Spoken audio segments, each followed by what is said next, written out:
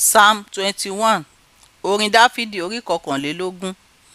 Ọba yóò máa yọ̀ ní agbára rẹ Olúwa, àti ní ìgbàlà rẹ yóò ti yọ̀ pọ̀ tó. Ìwọ ti fi ìfẹ́ ọkàn rẹ̀ fún, ìwọ kò sì dúnú ìbéèrè ẹnu rẹ̀. Nítorí ìwọ ti fi ìbùkún oore kò ní ọ̀nà, ìwọ fi adé kìkì wúrà dé ní orí. Ó tọrọ ẹ̀mí lọ́wọ́ rẹ, ìwọ sì fi fún, àní ọjọ́ gígùn láé àti láéláé. Ògo rẹ̀ pọ̀ ní ìgbàlà rẹ, ìyìn àti ọlá ńlá ni ìwọ sì fi sí i lára.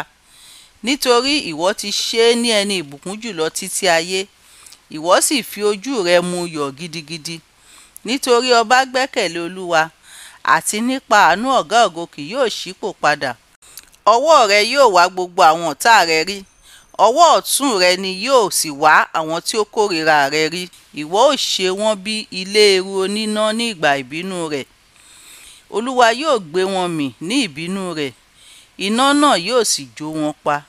Èso wọn ni ìwọ ó run kúrò ní ilẹ̀, àti irú ọmọ wọn kúrò nínú àwọn ọmọ èèyàn. Nítorí wọ́n ń ro ibi sí ọ, wọ́n ń gbèrò ète ìwà ibi tí wọn kì yóò lè ṣe. Nítorí náà ni ìwọ ó ṣe mú wọn pẹ̀yìndà. Ní ìgbà tí ìwọ bá fi ọfà rẹ kan ṣàn sí ojú wọn, kí ìwọ kí ó máa lékè Olúwa ní agbára rẹ. Bẹ́ẹ̀ ni àwa ó máa kọrin, tí àwa ó sì máa yin agbára rẹ. Àmín.